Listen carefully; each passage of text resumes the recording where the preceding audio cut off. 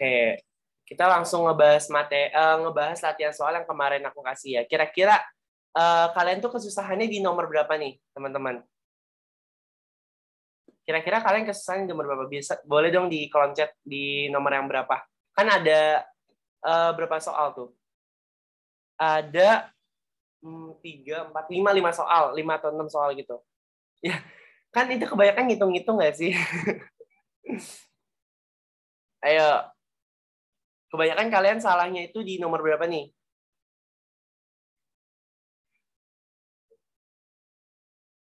Yang fungsi permintaan. Ada lagi nggak? Apa nih? Kita lanjut aja ya, daripada nanti kelamaan. Oke. Nomor 1. Nomor 1 nih.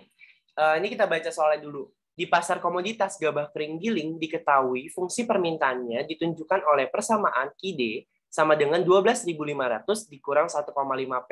Dan penawarannya QS sama dengan minus 8.500 ditambah 2 P. Berdasarkan kondisi tersebut, petani merasa bahwa harga yang ada di pasar terlalu rendah. Nah, untuk itu pemerintah itu ngasih kebijakan untuk menetapkan harga terendah sebesar 7.500 per kilo. Nah, ini kita tandain dulu nih. Ini kira-kira segini kelihatan nggak ya? Kira-kira slide-nya kelihatan nggak ya? Kalian bisa on mic atau enggak? Kelihatan, aman-aman. Oke, thank you. Nah, ini kita copy dulu deh biar gampang. Di sini udah diketahui adalah si bukan elastis, apa sih namanya? Permintaannya, fungsi permintaannya adalah, kok nggak mau ya? Dia nggak mau ya? Bentar. Fungsi permintaannya adalah segini. Minus 12.500 minus 1,5 P. Sedangkan fungsi penawarannya adalah minus 8.500 ditambah 2 P. Nah, aku mau ngasih tahu nih arti dari fungsi ini. Jadi, coba kalau kita lihat nih, kita lihat di sini ada 12.500 minus, ada minusnya. Kenapa? Artinya, itu kita bisa tahu kenapa kita bisa tahu itu permintaan atau penawaran, meskipun di soal itu nggak ada ininya. Meskipun di soal itu nggak ada QD atau QS ya. Jadi dia itu cuma ngasih tahu Q-nya sama dengan 12.500 min 1,5 P, dan Q kedua sama dengan minus 8.500 ditambah 2 P. Dari mana kita tahu kalau itu permintaan dan penawaran? Dari sini, teman-teman. Jadi kan di sini ada minus kan? Di sini ada minus. Artinya, ketika harga itu turun, kan minus itu turun kan? Ketika harga itu turun, Q-nya itu naik atau Q-nya itu positif. Itu. Yang bawah, kenapa kita bisa tahu itu penawaran?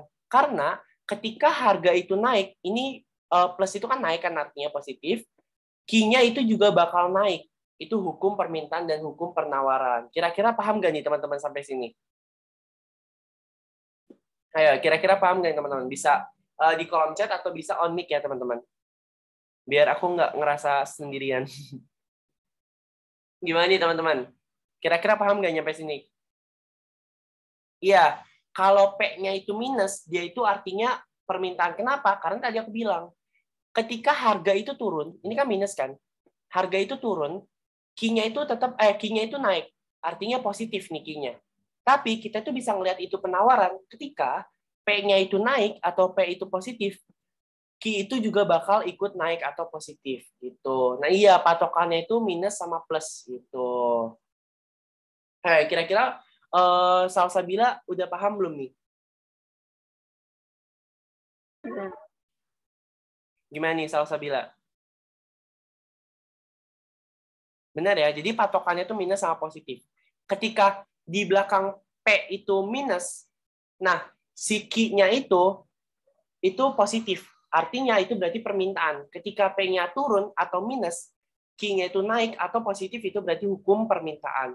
Kalau hukum penawaran, P-nya itu naik, Q-nya juga ikut naik atau sama-sama positif gitu.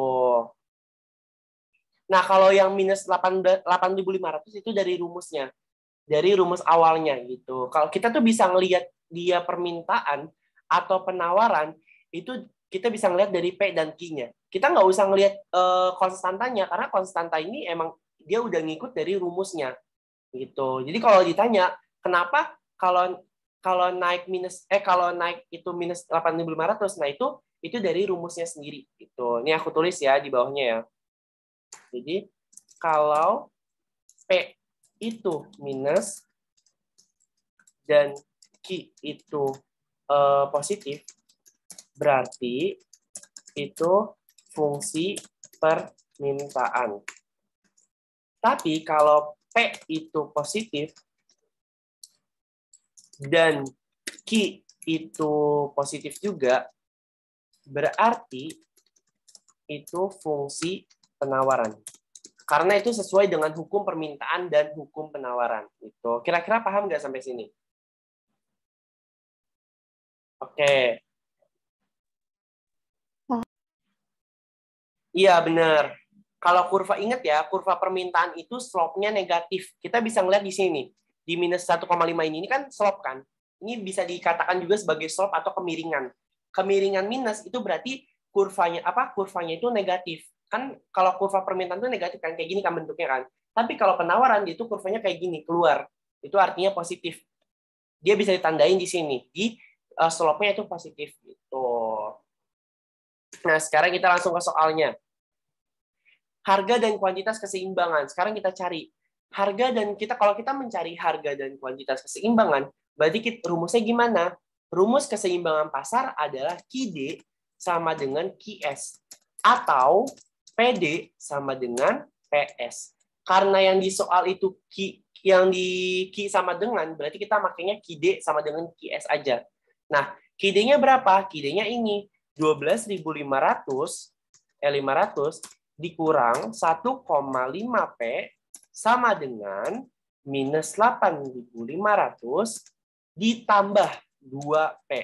Nah, sekarang ini kan kayak pelajaran kelas 10 ya, jadi kalian mungkin pasti bisa deh. Kecuali kalau misalkan yang background-nya itu bukan IPS, kayak IPA atau bahasa gitu. Nah, sekarang kita pindahin minus 8.500-nya, kita pindahin ke kiri. Jadi gimana? 12.500 biar tambah gede ya, biar kelihatan. Ditambah 8.500. Kenapa ditambah? Karena dia itu pindah ke kiri. Kalau pindah ke kiri berarti tanda minus negatifnya itu berubah jadi positif. Gitu. Kalau pindah arah, pindah tempat. Nah, sama dengan 2P ditambah 1,5P. Nah, 12.500 ditambah 8.500 itu kan 21.000 kan? Sama dengan 2 ditambah 1,5 itu kan 3,5. 3,5 P. Nah, sekarang cara kita mencari P-nya adalah ya udah P sama dengan 21.000 dibagi 3,5. Ketemu P-nya sama dengan berapa? Ada yang bisa bantu aku nggak? Berapa nih kira-kira P-nya? Boleh di kolom chat dong, 6.000. Oke, 6.000 ya. Karena aku nggak megang kalkulator. Gitu. Karena P-nya kita udah tahu 6.000, sekarang kita cari Q-nya. QD sama dengan QS itu pasti sama. Jadi kita bebas milih pakai yang QD atau pakai yang QS. Kita substitusiin ke salah satu aja. Jadi kalau kita misalkan mau substitusiin ke si QD, yaudah kita masukin aja rumusnya. QD sama dengan 12.500 dikurang 1,5 P. P-nya, kalau P-nya 6.000, gitu, berarti kita masukin aja. P-nya sama dengan 6.000. Jadi 1,5 dikali 6.000. Tuh. 1,5 dikali 6.000 itu berapa? Ada yang bisa bantu aku nggak?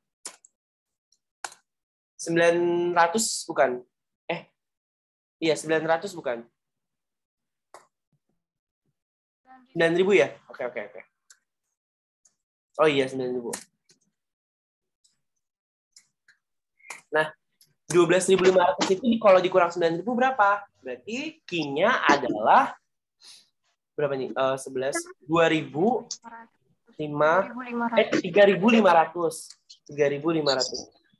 Nah, kita udah ketemu nih. P-nya itu 6.000, Q-nya itu 3.500. Berarti ini keseimbangannya adalah kan gini kan, keseimbangan itu Q, P. Berarti keseimbangannya adalah 3.500, 6.000 gitu. Nah, kira-kira paham gak nih di harga dan kuantitas keseimbangan pasar? Kalau paham, kita lanjut ke surplus konsumen dan surplus produsen. Aman ya, karena ini masih muda nih. Nah, sekarang kita mencari berapa sih surplus konsumennya dan berapa sih surplus produsennya. Nah, caranya gimana? Caranya kita harus buat fungsinya dulu. Nih ya, biar gampang aku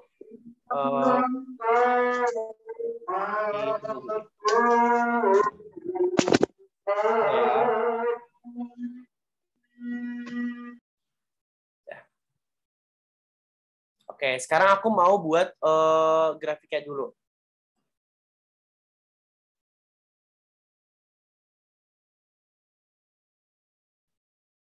Anggap aja ini lurus ya. Nah, sekarang kita cari lewat ininya, persamaannya. Berarti kita mau carikan di mana sih letak titik keseimbangannya, kan benar udah nih, titik keseimbangannya itu 3.500 sama 6.000. Tapi kita harus cari ketika penawaran itu di mana kurvanya dan ketika permintaan itu di mana kurvanya. Cara cari taunya adalah ini. Kayaknya jangan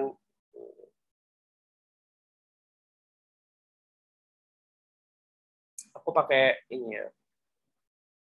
Nih.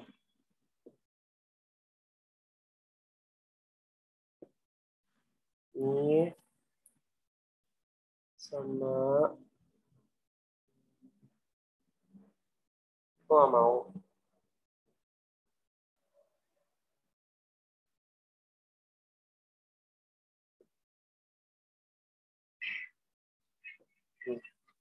Nah, berarti kita cari yang KID-nya dulu nih. Kita persamaan KID-nya. Kita mau tahu di mana sih grafiknya, caranya gimana? Caranya kita pakai yang kata kalau kalian itu belajar yang MTK kan, rumus MTK. Ketika Q-nya 0, berarti P-nya itu berapa? P-nya itu sama dengan, berarti kan gini kan. Ketika, aku tulis di sini ya. Gimana sih?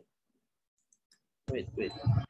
Ketika Q-nya 0, P-nya adalah, berarti kan gini kan, 0 sama dengan 12.500 dikurang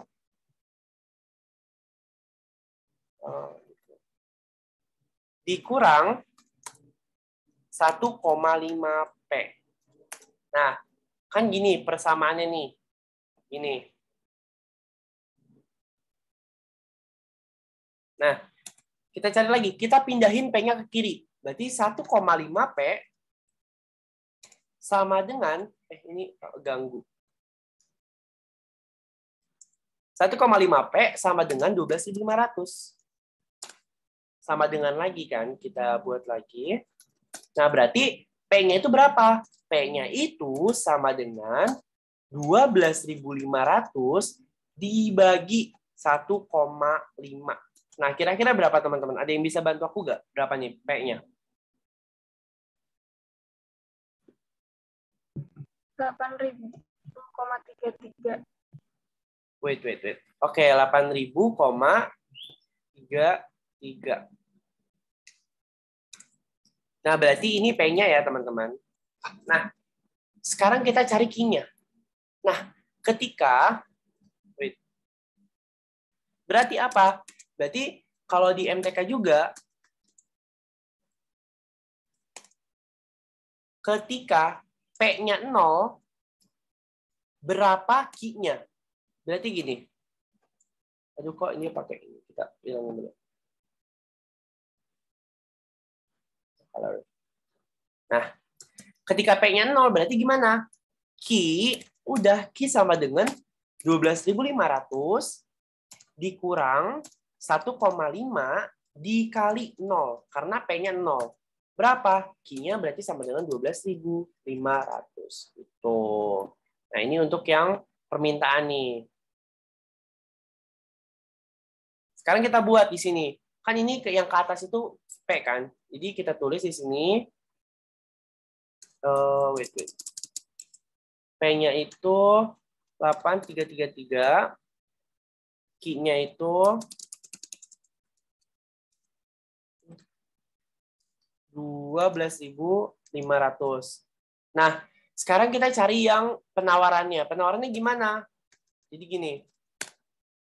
Ketika Q-nya 0, sama ya teman-teman. Ketika Q-nya 0, berapa, biar gampang P-nya dulu deh. Ketika P-nya 0, berapa besar Q-nya? Jadi gini. Kan Q sama dengan minus 8.500 tambah 2P. Kita masukin P itu sama dengan 0. Jadi Q sama dengan minus 8.500 ditambah 2 dikali 0. Kan 2 kali 0 itu 0. Berarti Q-nya itu sama dengan minus 8.500. Tuh. Ini buat yang Q penawarannya. Sekarang yang Q permintaannya. Q permintaannya berapa? Q permintaannya itu, kok nggak mau sih? Q permintaannya itu, ketika Q itu sama dengan 0,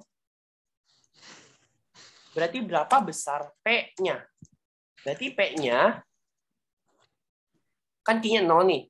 0 sama dengan minus 8.500 ditambah 2P. Sama dengan minus 8.500-nya kita pindahin ke kiri. Berarti jadi positif. Positif 8.500 sama dengan 2P. Berarti P-nya berapa? P-nya adalah 8.500 dibagi 2. Nah, kira-kira ada yang bisa bantu aku nggak? 8.500 dibagi 2 itu berapa? Jadi P-nya sama dengan berapa nih kira-kira teman-teman? 4250. Oke, thank you teman-teman. 4250. Berarti ini kita udah tahu nih. P penawarannya itu berapa? Berarti kita tinggal bikin grafiknya atau kurvanya. Nih, ini anggap aja di sini tuh ada 8.500 ya. Anggap aja sini ada minus 8.500. Minus 8.500. Kita panjangin deh.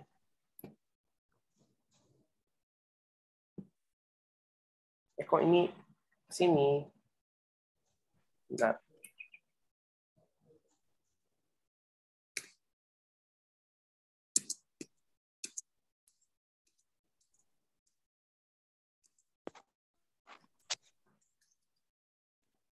Nah, di sini itu ada si P-nya. P penawaran. P penawarannya berapa? 4.250. Nah, sekarang kita buat kurvanya. Kita buat di sini. Di sini adalah kurva permintaannya. Sedangkan di sini adalah kurva penawarannya.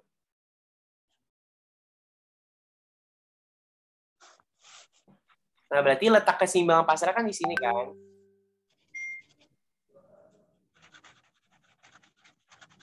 Letak keseimbangan pasarnya di sini. Dan di sini.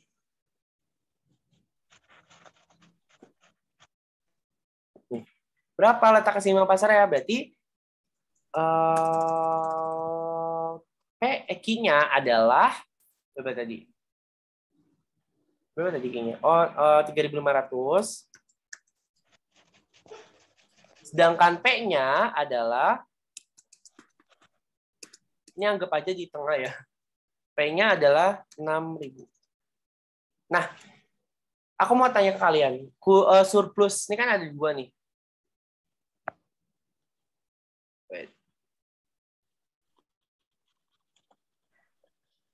Salah. Salah. Aduh. Itu salah.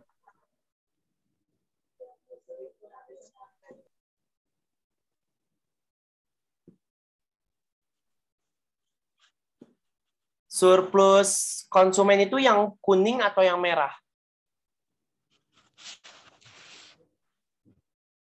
Ayo, surplus konsumen itu yang kuning atau yang merah? Merah. Betul. Jadi yang surplus konsumen itu dia itu letaknya di atas. Yang produsen itu letaknya di bawah. Nih ya, aku tulis.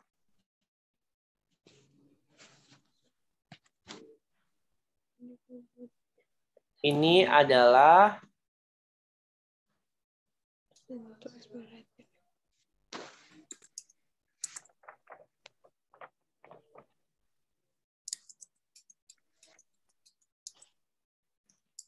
surplus konsumen.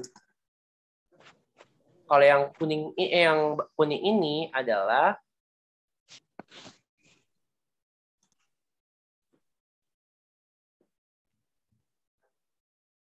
nggak bisa di tengah gitu ya. Salah. Nggak apa. Surplus produsen.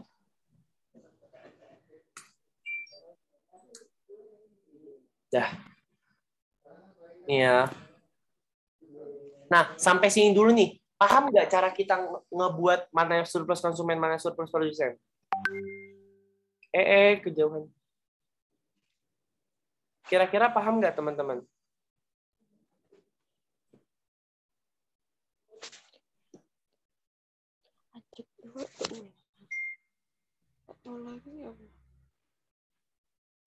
Oke, ini ada yang minta diulang karena keluar dari Zoom. Ini aku ulang ya.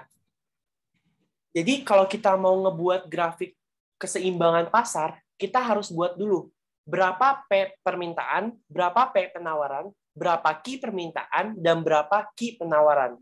Supaya apa? Supaya kita itu nanti kalau ditanya surplus produsen dan konsumen, kita bisa tahu berapa sih surplus produsennya dan berapa sih surplus konsumennya.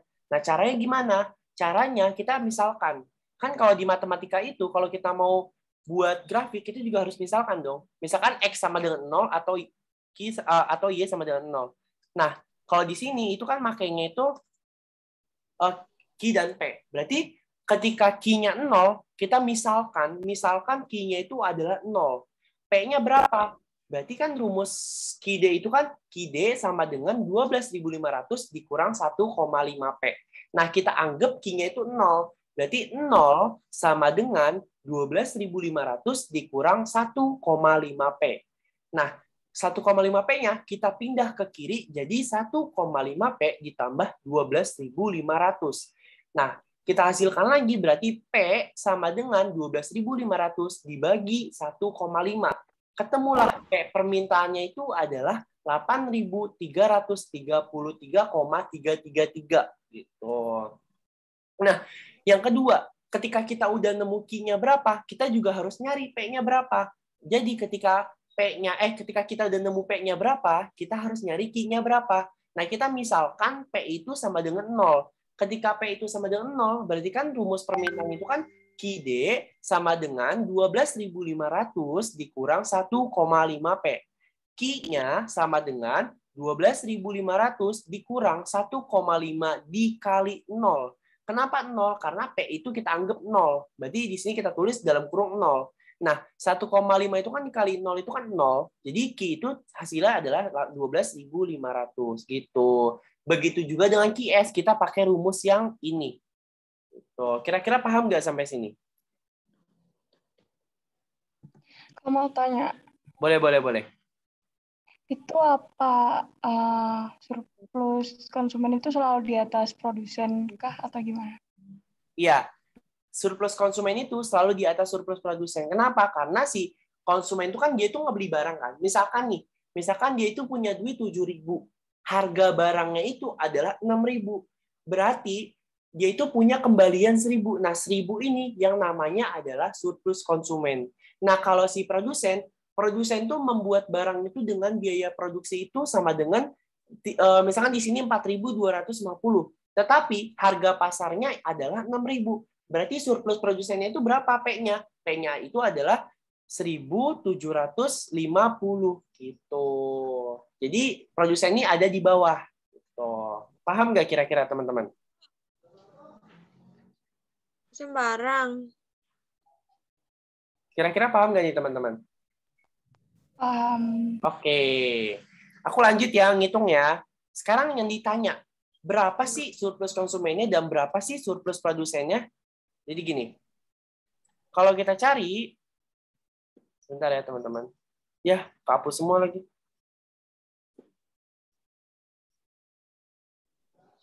Ya gimana ya? Yang atas aja deh. Sekarang yang A, maaf ya berantakan ya kurvanya. Nanti kita benerin lagi. Yang A SK atau surplus konsumen. Surplus konsumen gimana rumusnya?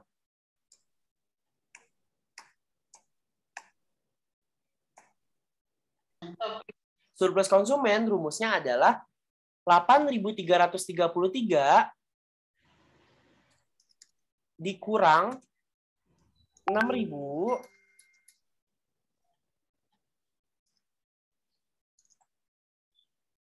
kemudian mana sih? Dikali berapa? Dikali 3.500 dibagi 2. Tuh. Nah, pasti ada yang bingung nih. Kenapa bisa kayak gini? Nah, kalau kita lihat, surplus konsumen ini kan bentuknya segitiga kan? Surplus konsumen ini ini kelihatan nggak ya teman-teman? Surplus konsumen ini kan bentuknya segitiga kan? Ini segitiga kan yang merah-merah ini kan?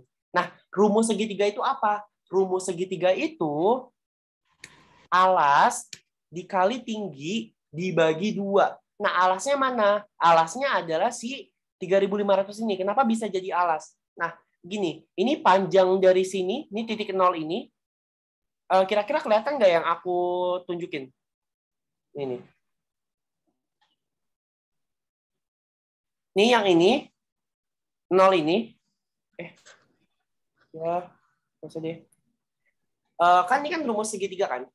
Jadi alasnya itu yang 3.500. 3.500 itu kenapa kita milihnya 3.500? Karena panjang alas dari titik 0 ini, nih titik 0 ini, yang sih.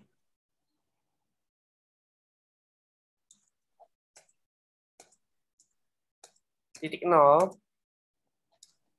ke 3.500 itu kan panjangnya 3.500 kan. Nah, sedangkan tingginya adalah yang ini 8.333 dikurang 6.000. Ini tinggi. Kenapa bisa kita kurang? Karena kita cuma mau mencari surplus konsumennya. Surplus konsumennya cuma dia itu letaknya itu di antara 8.333 sampai 6.000. Nah, itu artinya harus kita kurang. Jadi 8.333 itu tingginya, maksudnya tingginya 8.333 dikurang 6.000 dikali 3.500. 3.500 adalah alasnya. Kira-kira berapa teman-teman kalau dibagi 2? Ada yang bisa bantu aku nggak? Di kolom chat ya. 8.333 dikurang 6.000 dikali 3.500, habis itu dibagi 2. Berapa nih teman-teman?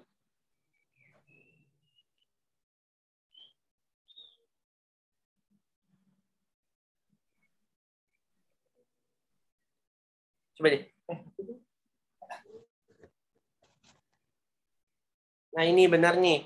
4.082.750. Ini adalah surplus dari semua konsumen. Nah, surplus produsen itu gimana cara carinya? Cara nyarinya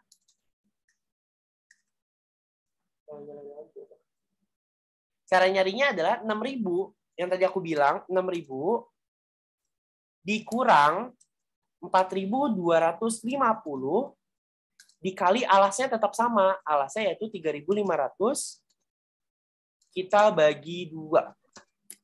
Jadi ketemu hasilnya adalah, bentar aku cek kalkulator. 6.000 salah. 6.000 dikurang 4.250 dikali 350 dibagi 2. 3 juta, benar. 3.062.500 itu. Kita harus lihat ya segitiganya ya. Ini surplusnya tuh cuma di sini yang aku bilang. Yang merah berarti konsumen, yang kuning berarti produsen. Jangan cari angka di tempat lain. Cuma kita cari luas segitiga yang ada merah dan kuningnya itu. Kira-kira paham nggak sampai sini, teman-teman? Oke, Ricky paham. Yang lainnya gimana nih?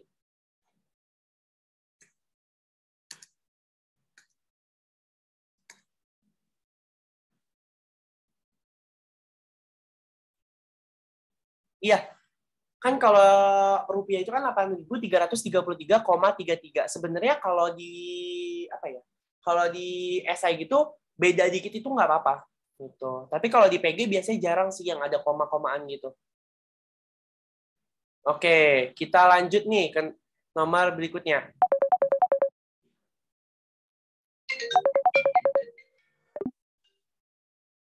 Sebentar ya teman-teman. Oh ya, boleh banget teman-teman yang udah ngerjain nih yang nomor B, boleh banget kasih tahu aku jawabannya. Sebentar ya.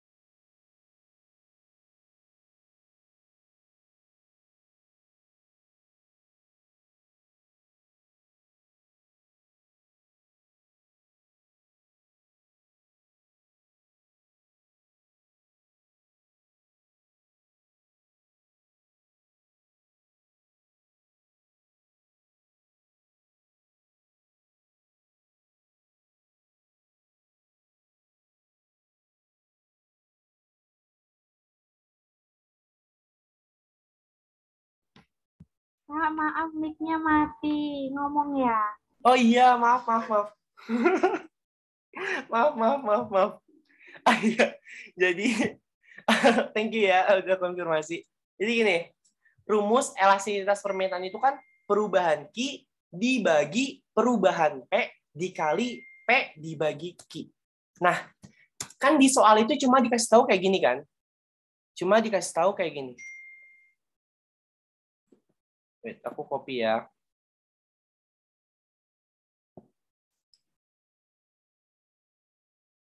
Di soal itu cuma dikasih tahu kayak gini.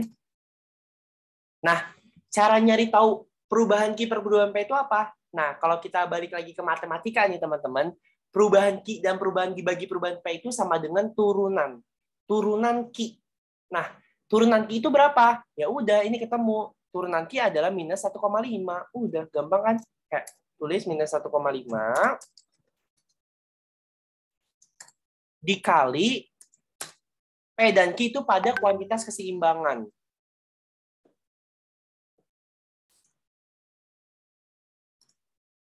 P-nya berapa? P-nya adalah yang tadi. Berapa tuh keseimbangan pasarnya? 6.000 kan? Q-nya adalah 3.500, sedangkan P-nya adalah 6.000. Nah, bagi teman-teman yang lupa sama rumus turunan, jadi rumus turunan itu kan gini kan. Ini aku langsung hapus aja ya, saya kayak nih, rumusnya itu kan belum mau. Lupa. Rumus turunan itu kan A X pangkat N. Nah, kalau diturunin itu jadinya adalah A dikali N pangkatnya, X N-nya, N pangkat itu dikurang 1. Ini maaf ya kalau nggak rapi ya, soalnya kayak pakai touchpad. Kira-kira paham nggak teman-teman? Jadi misalkan ada soal kayak gini. Ada soal itu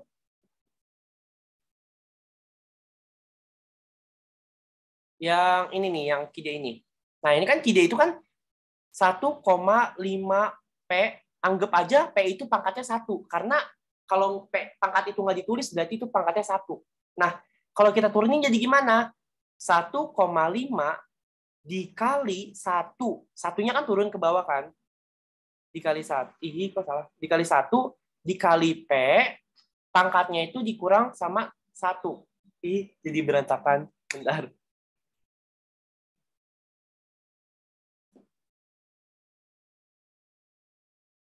Nih. 1,5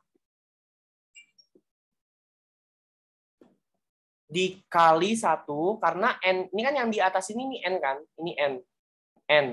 N-nya turun ke bawah, jadi dikali 1,5, dikali P, dikali, salah. Pangkat 1 dikurang 1. Nah, 1 dikurang 1 kan 0. P pangkat 0 itu sama dengan 1. Apapun yang dipangkatkan 0, hasilnya itu sama dengan 1. Jadi, cuma 1,5 dikali 1. Jadi, turunan dari fungsi 12.500 dikurang 1,5 P adalah minus 1,5. Itu berasal dari rumus permintaannya, teman-teman ya. Kira-kira paham nggak nih sampai sini?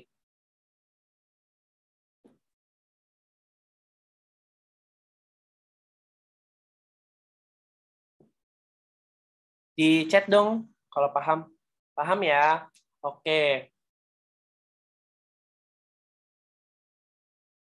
Lanjut. Nah, sekarang bantuin aku lagi. 6.000 dibagi 350 berapa? 3.500. 6.000 dibagi 3.500 berapa?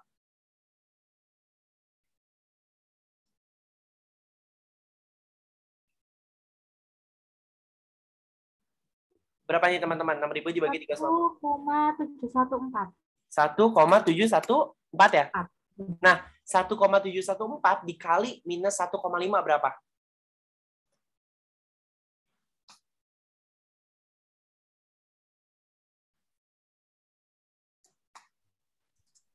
Min 2,57, Kak. Oke, minus 2,57 gitu. Nah, karena elastisitasnya itu lebih dari 1, maka barang ini disebut sebagai barang elastis. Kan gini kan, kalau lebih kecil daripada 0 itu kan inelastis sempurna. 0 lebih kecil daripada X lebih kecil daripada 1, ini disebut inelastis. Kalau 1 itu disebut elastis unitary. Kalau lebih besar daripada 1 itu disebut apa? Elastis. Sedangkan kalau tahingga, ini males aku nyari simbolnya. Kalau tahingga itu berarti berapa? Berarti elastis sempurna. Gitu. Kira-kira paham nggak sampai sini? Berarti kalau 2,57 ini disebutnya apa? Barang elastis. Oh, kira-kira paham nggak teman-teman? Yang ini nih. Boleh tanya nggak? Tapi rada OOT sih. Gimana? Kayak contohnya kalau yang elastis unitary sama elastis sempurna tuh apa? Terus bedanya gitu loh sama elastis biasa. Gimana? Beda apa? Contohnya?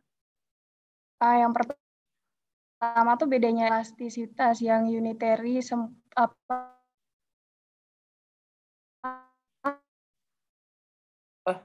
Sebentar deh, aku ganti jaringan dulu ya teman-teman ya. Elastisitas unitary sempurna sama dengan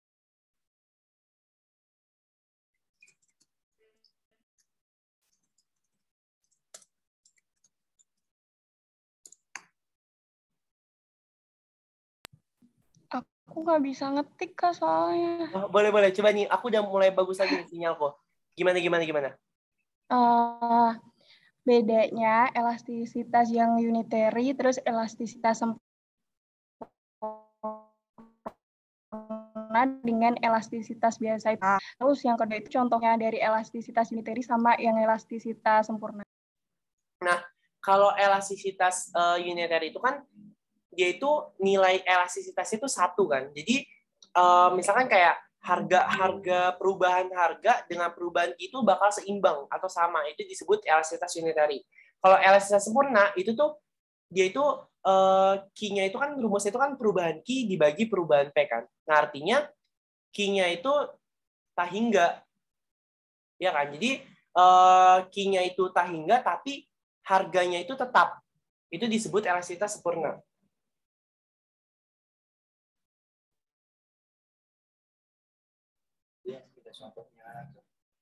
Nah, kalau contoh barangnya itu, kalau yang unitary dan elastisitas sempurna itu jarang ada ya kalau misalnya di kehidupan nyata gitu. Jadi lebih seringnya ke elastisitas sama inelastisitas gitu. Tapi kalau inelastisitas sempurna itu contohnya kayak barang yang ini loh ya, barang yang dijual kayak apa sih, kayak mulai dari harga segini nanti ditawar-tawar di kayak semakin tinggi harganya gitu.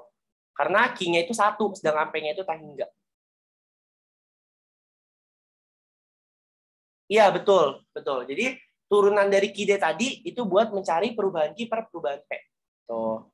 Sekarang gini, elastisitas kalau udah paham ya, aku lanjut ya. Elastisitas supply-nya itu kan rumus tadi kan rumusnya gini kan.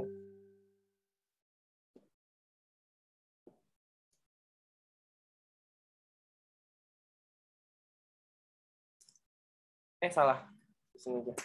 Nah, berarti berapa? Coba. Kan tadi udah aku kasih tahu tuh yang elastisitas permintaan. Sekarang perubahan Q terhadap perubahan K di elastisitas penawarannya itu berapa?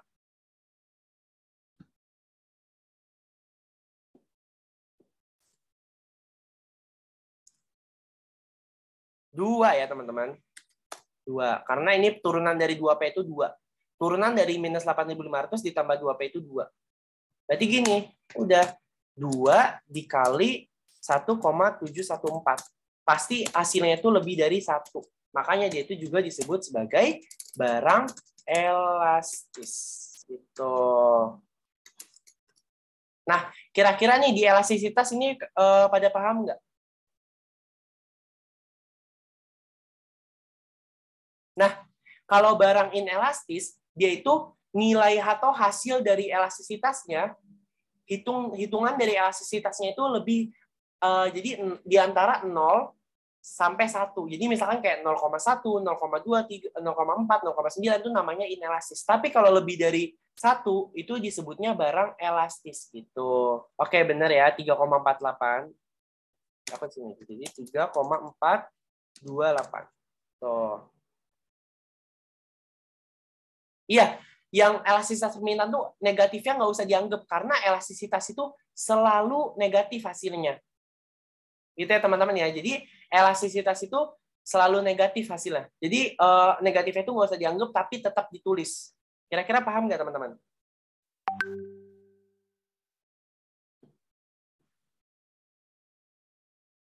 Ini tadi buat ini yang nyari turunan 1,5 pangkat P. Jadi turunan dari 1,5 pangkat P 1,5 P pangkat 1 itu turunan itu 1,5 gitu. Itu bagi yang belum paham aja. Ya benar, hasilnya lebih dari angka 1. Tuh. Oke, sekarang kita lanjut. Harga yang ditetapkan pemerintah adalah 7.500 per kilo. Apa yang terjadi? Excess demand atau excess supply. Nah, ketika nanti kurvanya kayak gini, teman-teman. Ini aku apa ya? Biar gampang.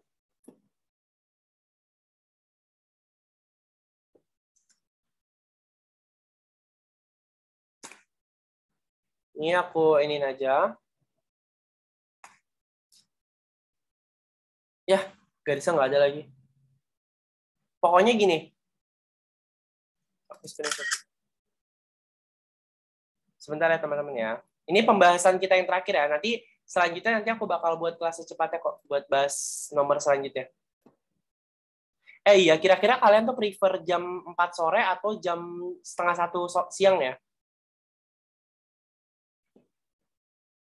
Kalau aku sendiri sih kayaknya aku lebih prefer jam setengah 1 sih. Jam setengah 1 soalnya kayak waktunya lebih banyak dibanding ini kan puasa kan. Jadi kayak terpotong dengan persiapan buat buka puasa.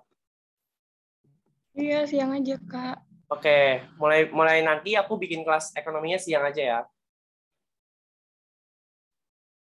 Tadi screenshot-nya mana ya? Kok nggak ke-save? Ini.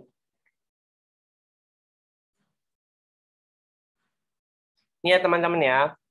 Kalau misalkan si pemerintah itu menetapkan harga 7.500, berarti dia itu kan di atas harga keseimbangan kan. Jadi dia itu letaknya di sini nih, P-nya.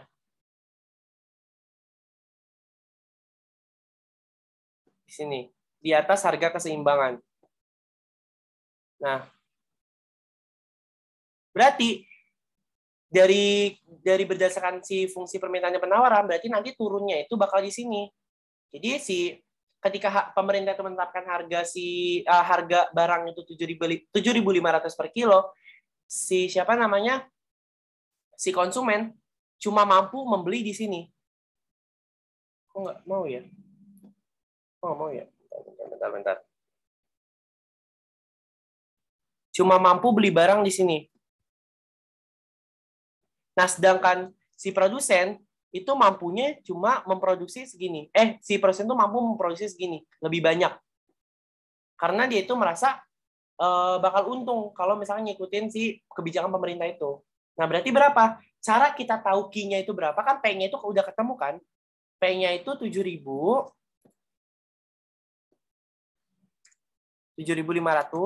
Di sini P-nya.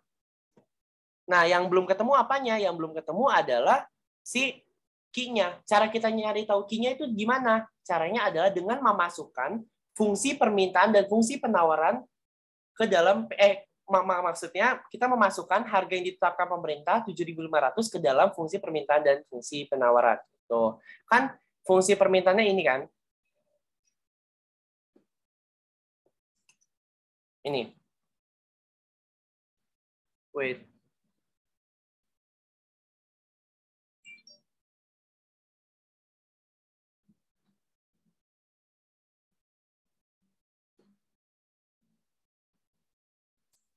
Ini fungsi permintaannya. Nah, si konsumen itu bakal sanggup ngebeli barang ketika harga 7.500 berapa barang? Ya tinggal kita masukin P-nya berapa. Jadi QD sama dengan 12.500 dikurang 1,5 dikali berapa? 7.500. Nah, 1,5 dikali 7.500 berapa teman-teman? Aku minta tolong hitungin dong.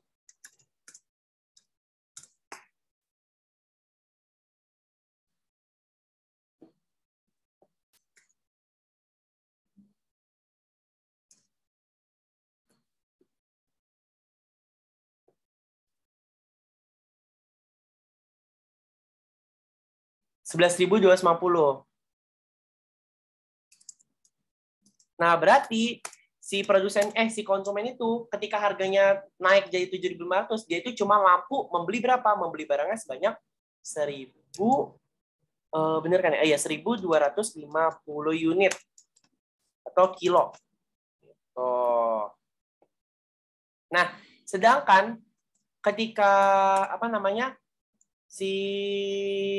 harga dinaikin jadi 7.500, nah produsen itu mereka itu jadi memproduksi berapa unit barang? Tinggal kita masukin deh. 2 dikali 7.500 minus 8.500 ditambah 7.500 itu dikali 2 kan 15.000. Jadi sama dengan 6.500. Iya gak sih? Ya, benar. Kalau aku salah tolong kasih tahu ya. Nah, jadi si konsumen itu cuma mampu dia itu membeli 1.250 kilo, sedangkan produsen dia itu mampu memproduksi lebih dari kuantitas keseimbangan yang sebelumnya. Jadi dia itu garis Q-nya itu di sini letaknya. Ini untuk konsumen itu 1.250, sedangkan produsen anggap aja di sini ya teman-teman ya, 6.000. Nah, berarti berapa sih besar si excess supply-nya? Kan ketika si penawaran itu lebih besar daripada permintaan, itu namanya excess supply. Nah, kita bisa tahu dari sini. Di sini penawaran itu ada 6.000, sedangkan 6.500 salah. Sedangkan permintaannya itu cuma 1.250. Nah, ini artinya terjadi excess supply. Sebesar berapa unit? Sebesar tinggal kita kurang. 6.500 dikurang 1.250 unit. Sama dengan 5.250 kilogram. Nah, ini berarti besar si excess supply-nya. Nah, cara kita tahu berapa sih total anggaran yang harus disiapkan oleh pemerintah untuk mengatasi hal tersebut. Kan di sini penawaran itu lebih besar daripada permintaan. Artinya banyak barang yang terbuang gitu karena si konsumen itu cuma membeli sebanyak 1.250 kilo, sedangkan produsen itu memproduksi sebanyak 6.500 kilo. Nah, di sini ada 5.250 kilo yang terbuang. Akhirnya apa? Akhirnya mau nggak mau pemerintah itu harus beli. Sebanyak berapa?